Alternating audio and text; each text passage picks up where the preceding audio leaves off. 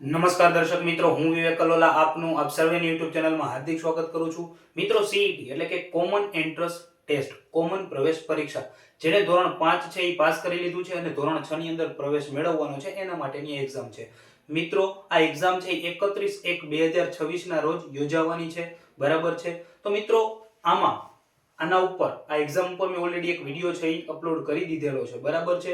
એની અંદર 5 સબ્જેક્ટ હોય છે, ટોટલ 120 પ્રશ્નો હોય છે અને 120 ગુણ હોય છે, જેનો સમય છે, બરાબર છે, એ 2.5 કલાકનો હોય છે. બધા જ જે પ્રશ્નો હોય છે તે ઓબ્જેક્ટિવ ટાઈપ હોય છે.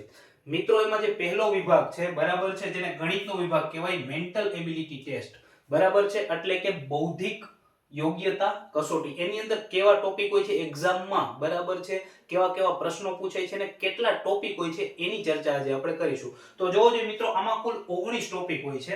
એની અંદર પહેલો ટોપિક છે મિત્રો વર્ગીકરણ, બરાબર છે. વર્ગીકરણ એટલે કે ક્લાસિફિકેશન. એની અંદર શું હોય મિત્રો કે તમને છે એ ઓપ્શન આપેલો હોય, ટૂંકમાં તમને છે એ ક્વેશ્ચન આપેલો હોય છે, નીચે 4 ઓપ્શન આપેલા હોય છે. 4 ઓપ્શનમાંથી કોઈ 3 ઓપ્શન છે એ સરખા થતા હોય છે, બરાબર. જેમ કે હું તમને એમ કહું કે કાગડો, કબૂતર અને પોપટ ને એક ઓપ્શન આપેલું હોય સસલું, બરાબર છે. તેમાંથી અલગ શું પડે છે તો કે સસલું. તો એ છે ક્લાસિફિકેશન એટલે કે વર્ગીકરણ.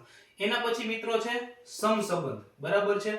સમસંબંધની અંદર, બરાબર છે, ટૂંકમાં તમને છે એ 4 ઓપ્શન આપેલા હોય છે, બરાબર છે. માની લો કે હોસ્પિટલ અને નર્સ, બરાબર છે, તો એ બંને એકબીજા સાથે કનેક્ટેડ છે. એવી જ રીતે એક ટીચર આપી દીધું હોય ને એક ડેશ આપેલું હોય, બરાબર છે. તો ટીચર સાથે જે સંબંધ ધરાવતું હોય તમારે ગોતવાનું, તો એને સમસંબંધ કહેવાય, બરાબર છે. પછી છે મિત્રો કોડિંગ ડીકોડિંગ, બરાબર છે. કોડિંગ ડીકોડિંગ એટલે એબીસીડી ના પ્રશ્નો હોય છે, બરાબર છે. તમને આપી દીધું હોય કે એ સી, બરાબર છે, એફ, તો એમાંથી ખૂટતો અંક કયો હોય, બરાબર છે. તો એ રીતે તમારે એને શોધવાનું હોય છે, તો એને કોડિંગ ડીકોડિંગ કહેવાય, બરાબર છે મિત્રો. માની લો કે એબીસીડી ઈ એફ જી હોય, બરાબર, તમને આવી રીતે આપેલું હોય એ સી, બરાબર છે, ઈ, બરાબર. તો આવી રીતે આપેલું હોય ક્રમ છોડીને, બરાબર. અથવા તો એવી રીતે પણ આપેલું હોય કે 1 2 3, બરાબર છે. નીચે તમને આવી રીતે એબીસીડી કે આપેલું હોય, બરાબર. તો એની અંદર તમારે આ છે ફાઇન્ડ કરવાનું છે કે એ છે એ કઈ જગ્યાએ આવશે, બી છે એ કઈ જગ્યાએ આવશે. અથવા તો તમને માની લો કે આવું આપે કે 123 બરાબર એબીસી, બરાબર છે, તો 125 બરાબર શું, તો આ તમારે ગોતવાનું હોય, બરાબર. અને કોડિંગ ડીકોડિંગ કહેવાય. એ આપણે વ્યવસ્થિત બધા ચેપ્ટર છે એ જોવાના છીએ. એના પછી છે મિત્રો તાર્કિક ક્રમ. પાંચમો છે રક્ત સંબંધ. રક્ત સંબંધ એટલે કે બ્લડ રિલેશન, બરાબર છે મિત્રો, જેને બ્લડ રિલેશન કહેવાય. જેમ કે હું એમ કહું, બરાબર છે, કે તમારા મામાનો છોકરો તમને શું થાય, બરાબર, તો એને બ્લડ રિલેશન કહેવાય. ક્લિયર છે મિત્રો. એના પછી છે મિત્રો દિશા અને અંતર એટલે કે ડાયરેક્શન અને ડિસ્ટન્સ. એના પછી છે સાદુરૂપ, બરાબર, જે તમે ચોથા પાંચમા ધોરણની અંદર ભણી ગયા હોય, બરાબર છે, કે કોઈ તમને રકમ આપેલી હોય તેનું સાદુરૂપ કેવી રીતે આપવું, બરાબર, સમજો છો ને. માની લો કે તમને આવી રીતે આપેલું હોય કે 3 + 2 * 4 - 5 / 6, તો આનું સાદુરૂપ આપવાનું હોય, બરાબર છે, ને સાદુરૂપ કહેવાય. એના પછીનું છે મિત્રો કે પદાનુક્રમ.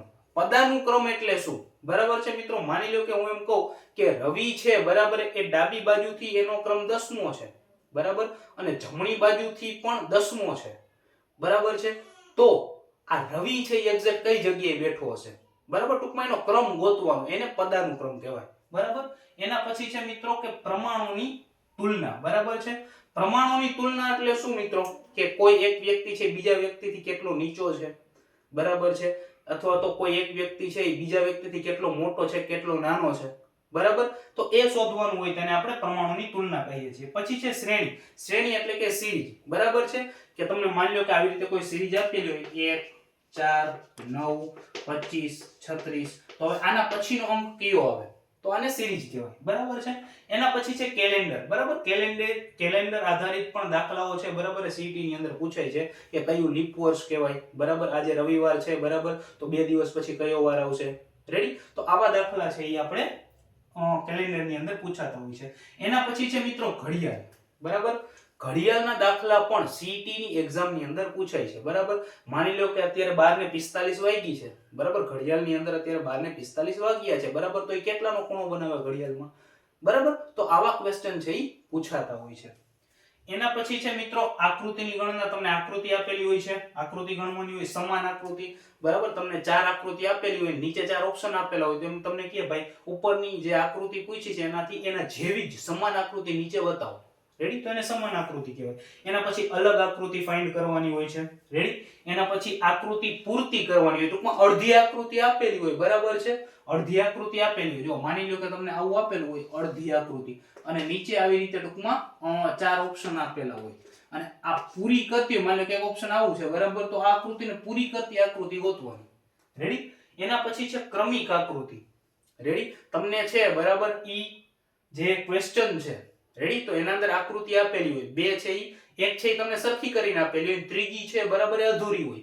ઓપ્શનમાં 4 ઓપ્શન તમને આપેલા હોય, એમાંથી એના જેવી ટૂંકમાં આકૃતિને ક્રમિક આકૃતિ એના જેવી જ કઈ આકૃતિ આવશે એના પછી. રેડી? એટલે માની લો કે આવી રીતે હોય, આવી રીતે આપ્યું છે, બરાબર? પછી આવી રીતે આપ્યું છે, આમ આવે, બરાબર છે? ક્લોકવાઇઝ છે આવી રીતે, તો પછી પાછું કેવી રીતે આવે? આવી રીતે આવે. પછી અહીંયા તમને ખાલી જગ્યા આપી દી, બરાબર? નીચે ઓપ્શન આપે તો પછી કેવી રીતે આવે? કારણ કે આ ક્લોકવાઇઝ ફરે છે, પહેલા આમ ગયું, પછી આમ આવ્યું, પછી આમ આવ્યું, પછી ઉપર જાય, બરાબર છે? તો એને છે એ આપણે ક્રમિક આકૃતિ કહેવાય, બરાબર? સમસંબંધ આકૃતિ, બરાબર છે? એના જેવી જ આકૃતિ છે એ ગોતવાની. અને લાસ્ટમાં 19મો ટોપિક છે મિત્રો દર્પણ અને જળ પ્રતિબિંબ આકૃતિ, બરાબર? માની લો કે તમને કોઈ આકૃતિ આપેલી છે, અથવા તો કોઈ આકૃતિની અંદર કોઈ નંબર આપેલા છે, બરાબર? કોઈ નંબર આપેલા છે. રેડી? તો એ નંબર તમે અરીસાની અંદર જોવો તો કેવો દેખાય, અને પાણીમાં જોવો તો કેવો દેખાય, બરાબર છે? તો એના રિલેટેડ ક્વેશ્ચન છે એ એક્ઝામ ની અંદર પૂછાતા હોય છે. તો મિત્રો જે આપણો પહેલો વિભાગ છે સીઈટી ની અંદર મેન્ટલ એબિલિટી ટેસ્ટ, એની અંદર કુલ 19 ટોપિક છે. કેટલા છે? 19 ટોપિક છે, અને 19 ટોપિકના દાખલાઓ છે એ એક્ઝામ ની અંદર પૂછાતા હોય છે. ક્લિયર છે મિત્રો? તો આ જે બધા ટોપિક્સ છે, બરાબર? એ ટોપિક્સ છે હું તમને આપણી YouTube ચેનલ ઉપર કરાવવાનો છું, બરાબર? તો આપણી YouTube ચેનલ છે, તમે હજી સુધી સબસ્ક્રાઇબ ન કરી હોય તો જરૂર કરી લેજો, બરાબર છે? આ માહિતી છે, બરાબર, એ તમારા જેવા ઘણા બધા વિદ્યાર્થીઓ હશે તો તેમની સાથે પણ શેર કરજો, બરાબર? તો ત્યાં સુધી જય હિન્દ, જય ભારત, જય જય ગરવી ગુજરાત. જલ્દી મળીશું આપણે આ ટોપિકના રિલેટેડ વિડીયોઝ લઈને. Thank you so much.